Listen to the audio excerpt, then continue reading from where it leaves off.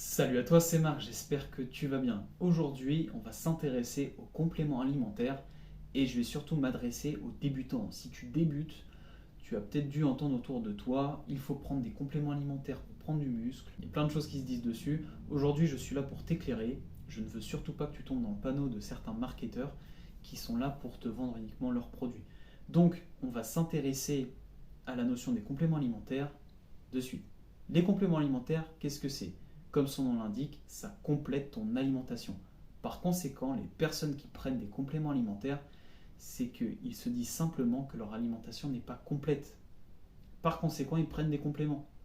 Donc, si tu es débutant, ça ne sert à rien de te dire mon alimentation est incomplète, tu n'as peut-être même pas déjà de régime. Focalise-toi sur ton alimentation avant de penser complément. Ce qui veut dire qu'on est d'accord que toutes les personnes qui prennent des compléments alimentaires, c'est qu'elles pensent que leur alimentation n'est pas complète. Sinon, ça n'a aucun but de prendre des compléments si ton alimentation est complète. Tu ne vas pas rajouter entre guillemets de la protéine ou des minéraux si tu penses que tu as déjà tout dans ton alimentation. Donc c'est déjà dans l'esprit qu'il faut faire un travail, c'est de se dire bon bah écoute, si je prends des compléments, c'est que pour moi déjà mon alimentation n'est pas complète. Et dans ce cas, pourquoi elle n'est pas complète?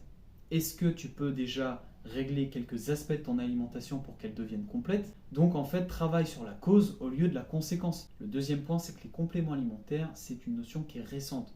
Elle est apparue dans les années 70 aux États-Unis, ce qui veut dire que durant l'Antiquité, il n'y avait pas la notion de complément alimentaire. Il y avait la notion de régime, certes, on va préférer peut-être des régimes riches en céréales, peut-être des régimes d'origine animale, je ne sais pas, mais on va peut-être favoriser certains régimes plus qu'à d'autres pour prendre du muscle, entre guillemets. Mais par conséquent, il n'y a pas la notion de complément alimentaire. Et comme tu peux le voir, durant l'Antiquité, il y avait cette fascination autour du culte du corps. Même dans les esprits des philosophes, c'était devenu, on va dire, normal et il fallait se développer. Le corps était quelque chose qu'il fallait travailler. Et tu peux même le voir à travers les sculptures et même les vases. Tout ce qui a été peint, il y avait des corps qui étaient harmonieux, qui étaient très développés, et pour autant, il n'y avait pas les compléments alimentaires.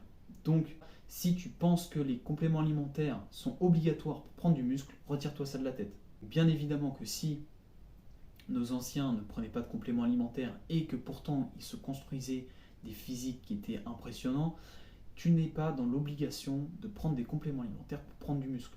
Aujourd'hui, c'est vraiment un aspect, et ça c'est le troisième point, c'est vraiment un secteur très fructifiant parce que ça rapporte beaucoup. Le marché des compléments alimentaires en France, c'est plus de 2 milliards d'euros.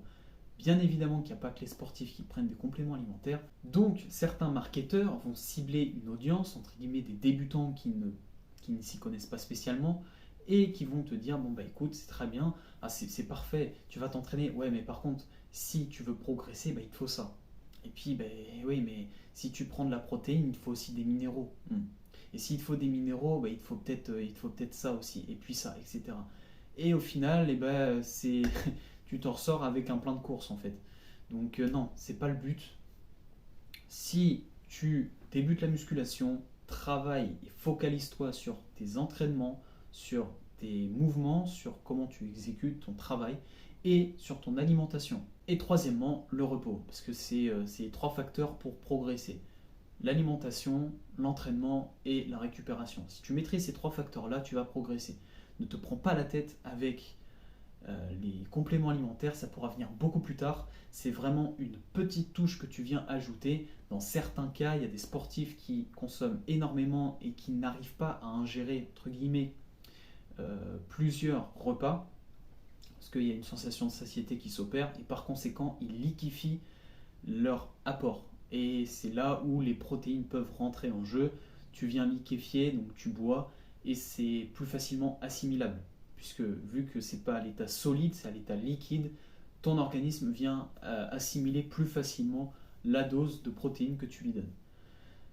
Donc voilà, vidéo assez courte, je tenais surtout à sensibiliser, je veux pas que tu tombes dans le panneau, d'accord? Donc retire-toi ça de la tête, s'il te faut entre guillemets des compléments alimentaires pour progresser, tu retires et tu te focalises sur la base, entraînement, nutrition et récupération. Voilà.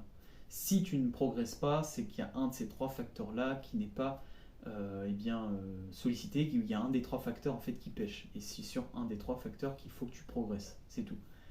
J'en ai fini pour cette vidéo, j'espère qu'elle t'a plu. Si c'est le cas, fais-le moi savoir avec un petit like. Suis la chaîne si tu souhaites en savoir un peu plus sur la préparation physique.